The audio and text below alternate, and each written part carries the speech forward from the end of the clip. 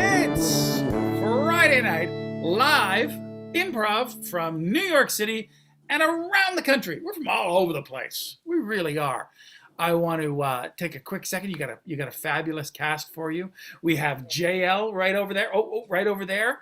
We got Don. Don is pretty darn amazing. We got Steve. Steve waved to the nice people. For the very first time, we have Susan. Thank you so much for coming. We got Taylor over there misbehaving.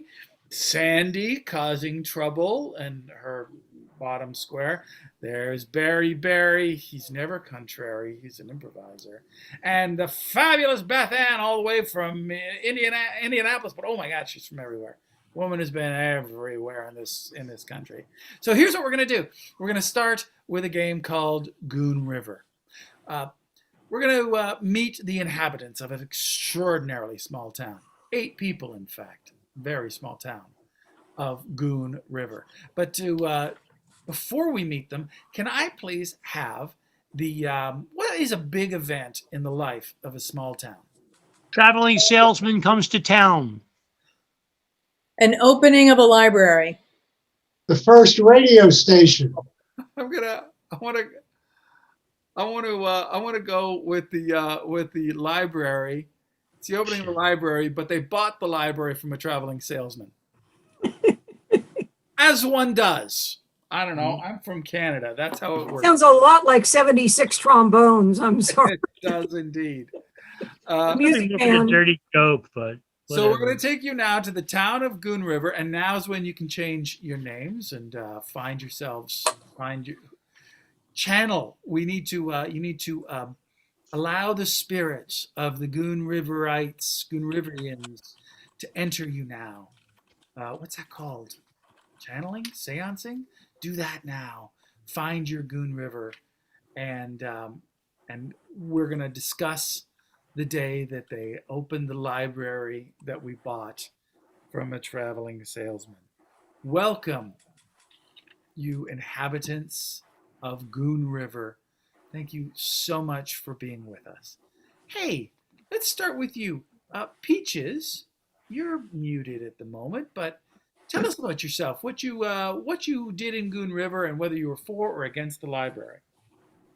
Well, I worked in the school cafeteria in Goon River, and I am against the library because we have our own way of talking, and they don't write, except for Mark Twain, the way we talk. And therefore, we have enough with just Mark Twain books because we have that Chattahoochee that comes right down here. Sure. And I just don't think we need any of those hoity-toity books from up north. Because they ain't going to be from down here because everybody's Mark Twainish. Okay, I believe that. Although there's been some great Southern literature, but you are entitled to your opinion. Hey there, Gus Parsons. I know a couple people named Parsons. Tell us about yourself and if you're for or against the library. I'm of course, very famous novelist. I've written over 4,700 books. What? Did you say 4,700? That's right, sir. 4,700. To be exact, 4,713 novels. And of course, I went to the library more than anybody else. And I'm from the north, and I'm a hoity-toity. Wow, hoity-toity northerner. I think that at 4,700 books, you're not just going to be in the library. I think you're going to be the library. 4,713. Yeah, and 13, yes. Yeah. Okay, all right. Thank you, Gus. Much appreciated. Yep. I am almost certain to destroy your name. This looks like a difficult one. Zulame Fricks. Zulame Fricks. Am I saying it right? Is exactly how it's pronounced. Why would you think it was anything different? Oh, well, it has nothing to do with your name. It has more to do with my brain.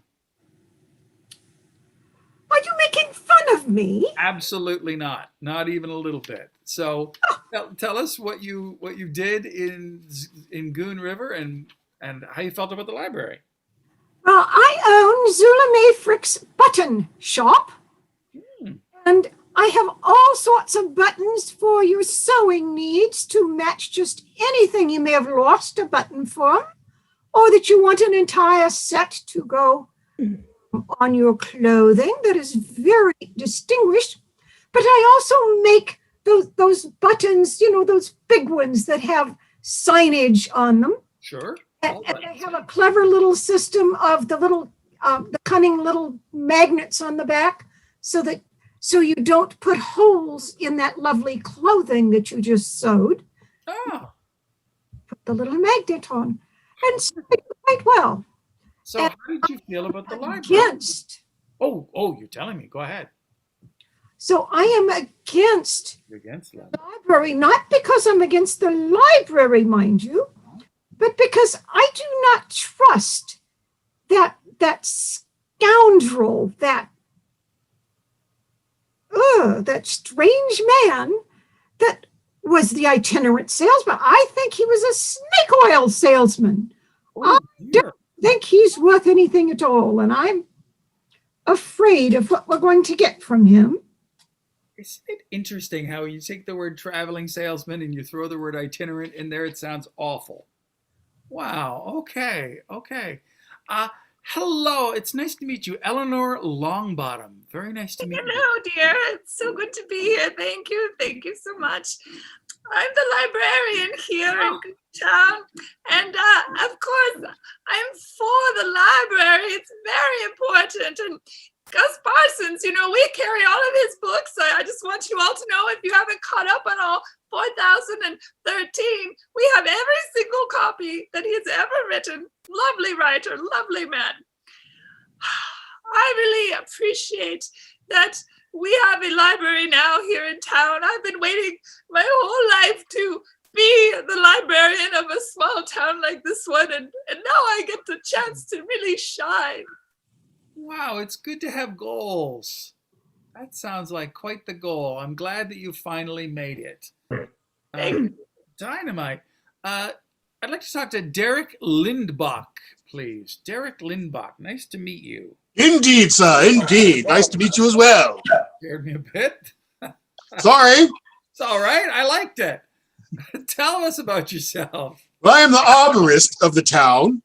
That's why I have such a loud voice, because we have to speak across distances, What is it? You're a what? Arborist. It's a tree. Oh, it's a tree thing. Exactly. Came with the library, it did. Brought in all these wonderful exotic trees. Needed someone to care for them. I was tired of New York City. Too much dust and dirt. Yuck. Oh, and so you came with the library, so you must be for it. Oh, absolutely. They brought in all these wonderful trees for me to tend, and they're just gorgeous, and it would not be here without the library. Oh, all right then. I would like to talk now to Opal Essence. Opal Essence, what a lovely name. Can you tell us about yourself? Why, thank you kindly, sir. My family has been in Goon River since the beginning of Goon River. Mm-hmm. And because we come from old money, not that tarnished new money, of course, when Eleanor and Gus had this brilliant idea to start up a library, I was 110% behind it, especially since Gus was sending me all his books.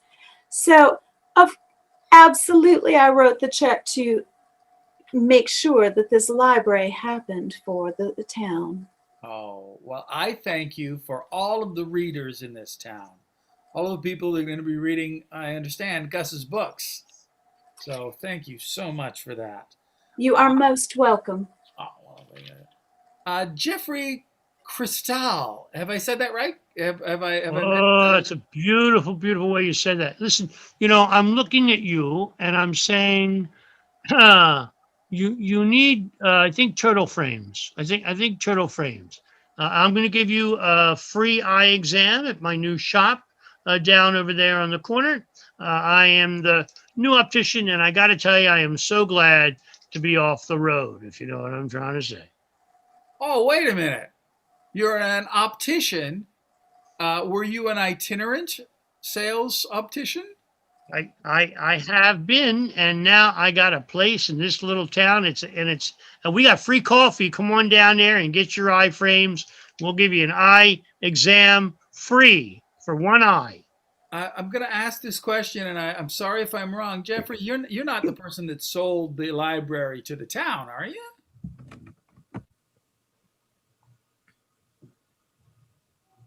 My brother, who looks exactly like me, he's the one who sold the library to the town. Oh, We're twins. It's in the family then. What? And may I ask your brother's name just in case? George Crystal. It took you a minute. We call him Joffrey. George Joffrey. Your Crystal. name's Jeffrey. That's essentially. Oh, you know what? We're No, I'm Jeffrey. His name is Joffrey. All right. Are you for or against the library? He asked. Well, of course, I'm for the library. I figured that. All right. Slightly shady character, but I'm going to move on. Horn rims, maybe horn rims as opposed to turtle. Sure, I think so. I think you might be right. Fanty or Fonty? Fanty. Fanty. Yes. You tell us about yourself, please. Well, I own the coffee shop, and that's been such a delight for me to learn that there was going to be a library, because let's face it, there's nothing more rewarding than a coffee, warm coffee, and a good book. And I am the subject of Mr. Parsons' 47th and 14th book. Oh, are you? Oh, very interesting. The plot thickens. So it seems like the only two people that were actually against the library were Zula May and Peaches. But everybody else seemed to be pretty happy to have a library, and I can imagine so. So I want to take you back to the day before the library opened. Now, as I said, most of you were for it. 2 of you were against it. I'd really like to discuss what you did to prepare for the opening of the library the day before it opened. And I would like to start with Derek, if I may. Derek, what did you do and who did you see the day before the library opened? Well, we had to trim all the trees, you see. They had to look beautiful for the opening of the library. And so that was what I did first. And then Ms. Essence said that her trees needed to be trimmed as well. She has a lot of them. Very big property. It did take a while now. Okay. And then I was supposed to go to Zula May's place, but her trees are all dead. I don't know what was going on there. What? Well, let's go find out. Zula May, I do want to know what you were doing the day before the library opened and who you saw, but let's start with why are all your trees dead? Because those people who were bringing in the library, they didn't like the fact that I was against that man, that scoundrel that sold them the library. Sure. They started poisoning my trees when they brought in the other trees. It's their fault. They did it. Oh dear. Okay. I believe that. I believe you in that. So the day before the library opened, what did you do? Who did you see? Well, I was out spending part of my time watching that Derek because I didn't trust him. No. I thought it might have been Derek who was, trying to damage my trees. And I was watching him a lot. Mm-hmm. Then I also went down to the coffee shop and tried to recruit people. I had my big buttons made up that said library and then had that big red slash through it, the kind of buttons with the spread circle and the slash, the kind I mean. Sure do. Anyway, I had a whole bunch of those made up that I made up special all night long. I stayed up and made those. And I took those to the coffee shop to try and get people to put them on. I was giving them away free to people who had put them on. That's what you do with those buttons. And nobody wanted one. Okay. I'm sorry. I'm sorry that's how it works. I'm going to talk to Francie, actually. Francie, let's talk about the day before the library opened. What'd you do? Who'd you see? Well, Zulime came in with those buttons of hers. I try to be supportive of everyone that comes into the shop, regardless of their viewpoints, because I'm doing what I can to bring peace to the world, one cup of coffee at a time. So I attempted, and I did, you can see, put a button on, but I covered it over with my hair because I didn't want to offend any other customers. And there were a lot that day, and it was really wonderful to hear the conversation, the caffeine buzz, and everybody thinking, should we have a library? Will there be any other books in the library? I hate the library. The library can go fuck itself. It was so delightful. Just Wow. wonderful, wonderful conversation around coffee. That is. It's wonderful. It's not the most zen, but I No. hear it. I hear it. Hey, Peaches, you were in the minority on not Yes. wanting the library. What did you do the day before to maybe further your ends? And who'd you see? You know, I think I got a little transported back in time. Can you like refresh my memory about what you said before I lost my train of thought? Oh, did you have a little glitch? I did. I had a little mental moment. Oh, that is okay. We completely understand. So, the day before the big library event, what did you do? Who did you see? Well, I was one of those dissenters Uh-huh. in the coffee shop. And I had buttons up one side and down the other from Zulime, and I just was going to strut around town with these buttons front and back. And I was having my coffee and I was listening to yak, yak, yak, yak, yak, yak, yak. Oh, library's going to be so good. Oh, library's not going to be so good. Why? Why? You got hoity toity. And then we have the coffee shop owner, Francine. They actually call her Fancy Panty because she uses that as a place to flirt with men. Oh. And she thinks she's a hoity toity. But, you know, look, I live in a trailer park.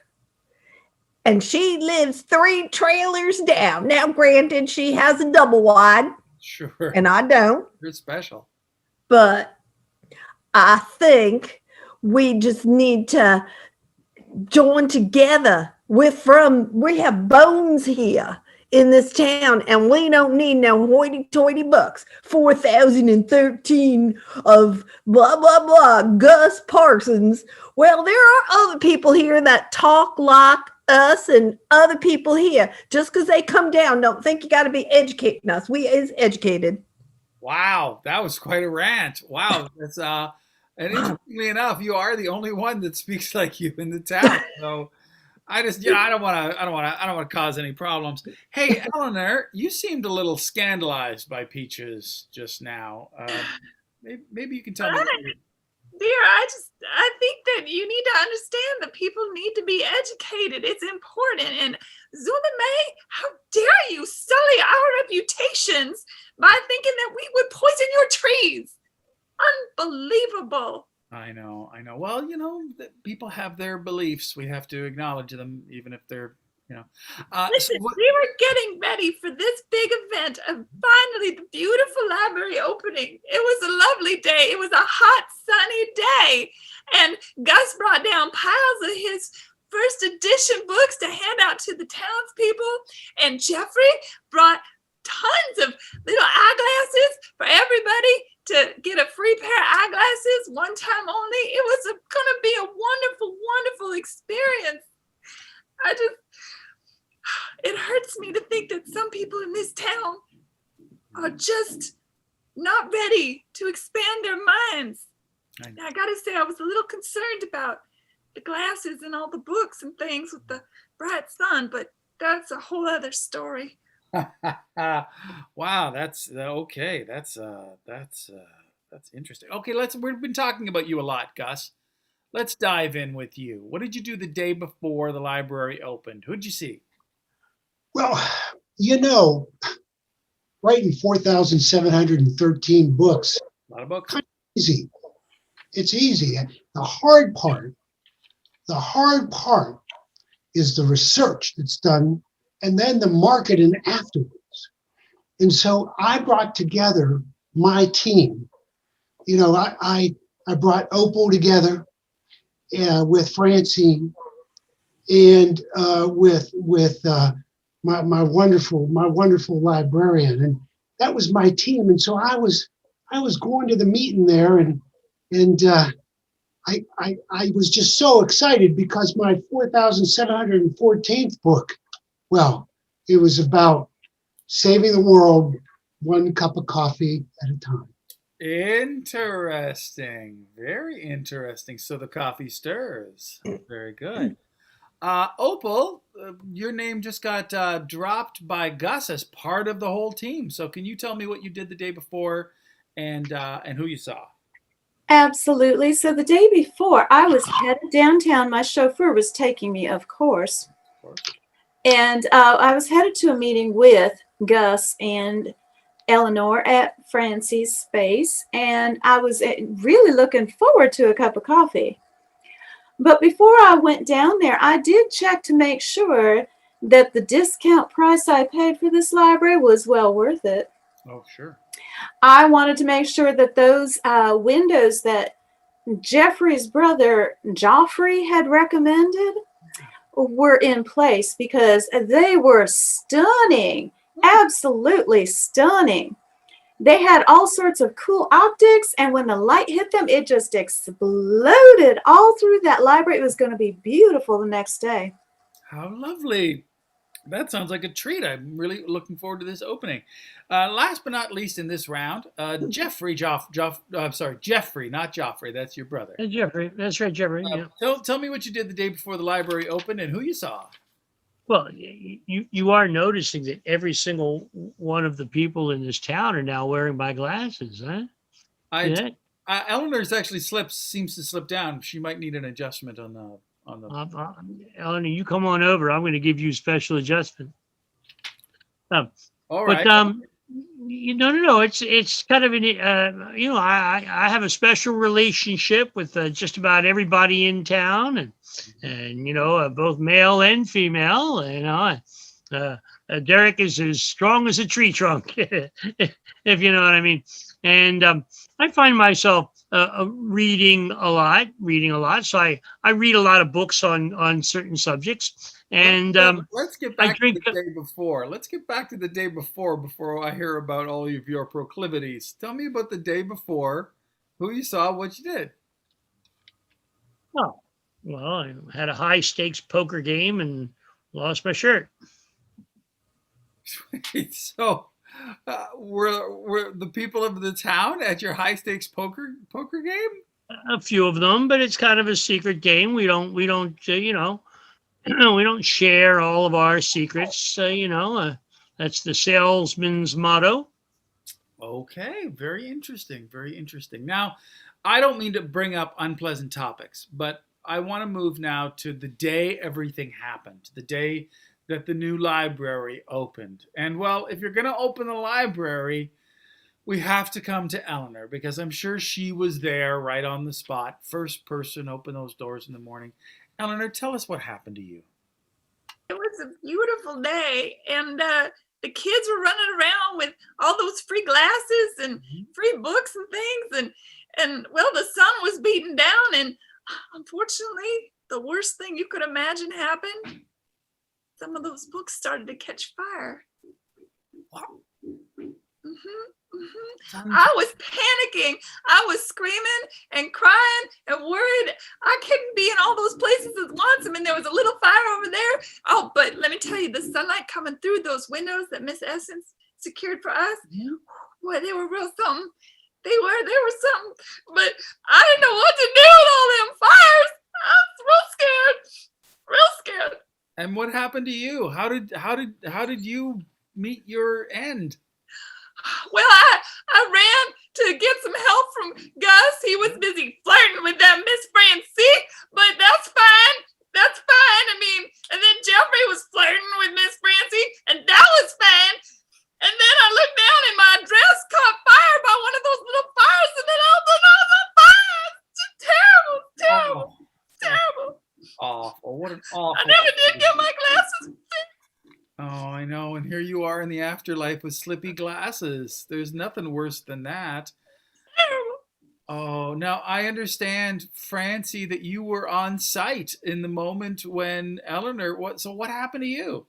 It's true. After Eleanor's dress was inflamed and God bless her, she just sounded so beautiful when she was screaming to death.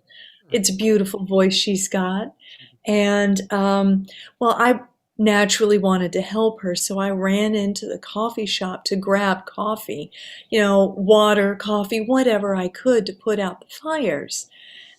And the truth of the matter is that I tripped and fell, and the coffee broke because it's in a glass thing, and I went smack right onto it. And so it just impaled my face and through the brain, and I died on my way to help France, or to help Miss Longbottom, because I get so confused sometimes. Sure, it went through your brain.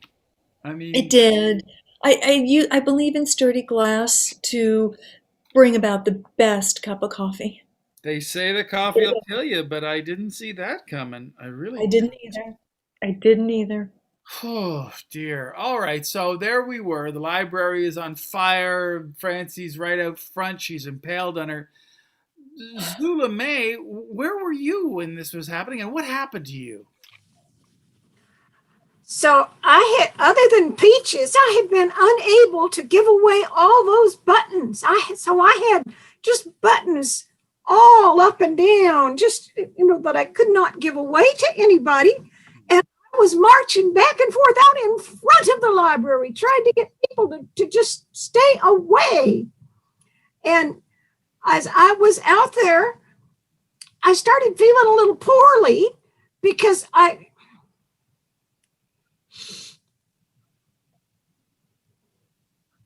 don't wear glasses, but I have a pacemaker. So some things I'm very healthy in, and other things just not so much. And as the fire started, I was trying to warn people and stand in front and tell them not to come here. And as those buttons heated up, something about those hot magnets. Oh, no. God, those hot magnets just started affecting my pacemaker, and I started just going like this, and I could not make it stop, and I just died right there in the front of the library with my heart just fibrillating like a hummingbird dying. Oh, that is awful. That's awful. But I don't think we quite got. How did you go before you died? How did that happen? What did that look like again? You're making fun of me again. Not at all. It's for the documentary crew.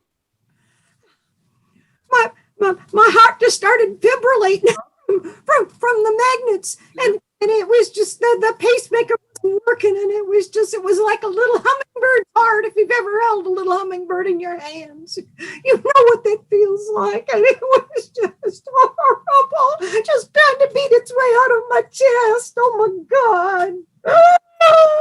Oh dear, what have I done? I put you through it again. And you made me relive that. Twice, in fact. I'm so sorry. That's was unkind of me. I'm so sorry. So I want to find out what your compatriot in being against the library, what Peaches was up to, because if you were peaceful protesting, you really didn't deserve what you got. Peaches, where were you while Zula May was hummingbirding out? I was trying to stop people from going into the library. Sure. I was just standing there with the buttons hanging down each arm, and I have buttons all over me. No library. We have enough with Mark Twain. He writes like we talk, and we just don't need anybody else. Get rid of hoity-toity. I had a placard post, protest sign going saying, no, only Mark, no Gus. Red lied through Gus.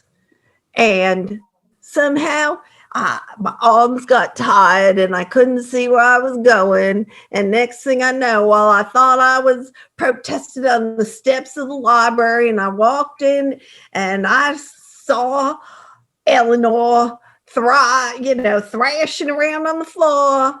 And I am a good person, trailer trash and all. I tried to go in there and help her, but then the paper I was holding and my poster, that got me, and I still kept trying to pull her out, and I was going to be the hero of the town, even though the library was gone. And next thing I knew, the bookcases came down on top of me. So there I am, Mark Twain supporter, buried in Gus Parsons. Oh dear. Tragic.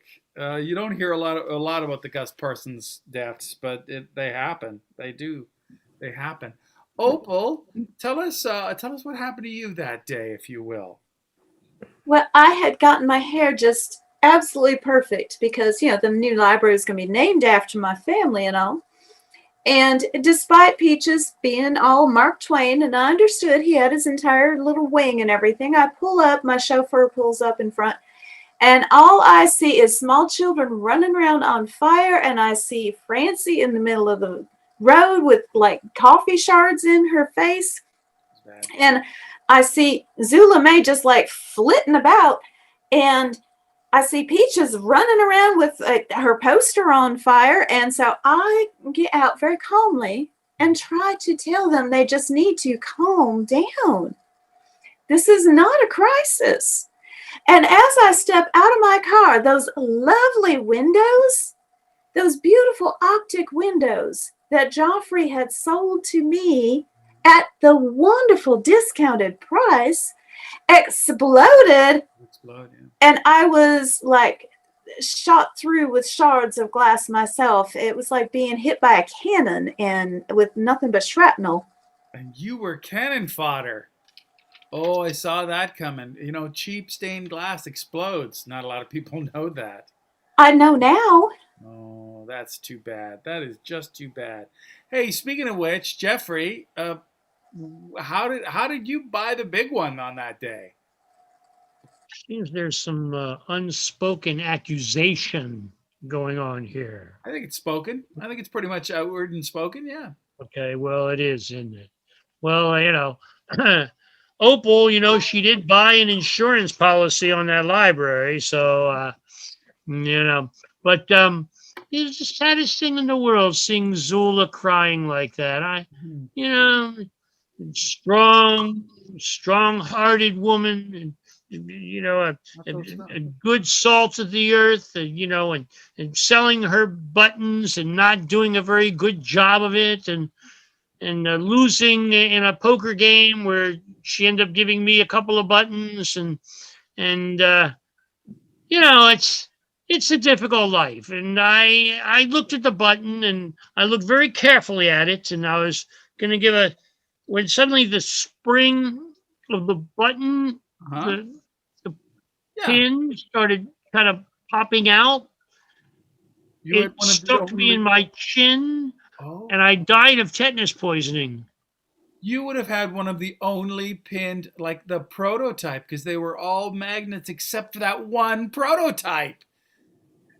And she made it with special metal that was full of tetanus.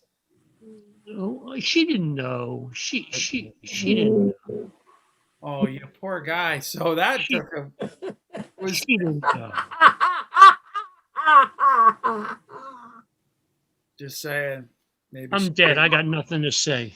Oh dear. Oh dear. Hey, Derek, the arborist, tell us what happened to you that day. Well, all these people were on fire and all that, but before that happened, I saw one of the trees near the entrance, by one of those windows, and it was awful. Someone had not told me that the top needed to be trimmed.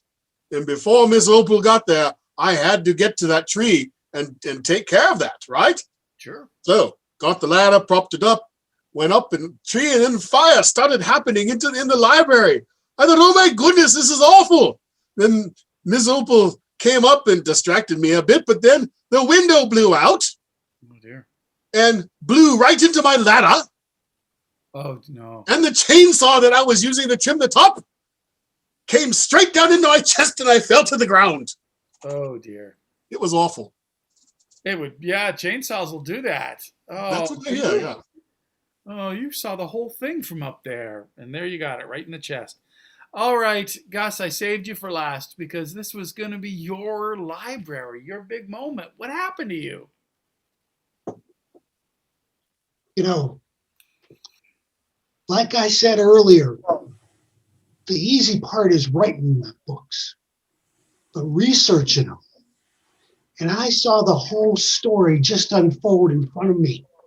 It was amazing. I was consumed with the story of how these beautiful 7 people that were just consumed by glass and fire and chainsaws and coffee and poker games, I guess. And I was writing. Oh boy, I was just taking all my notes for the 4,714th book that was going to go right in the library. No more library. And I saw it all happen before my eyes.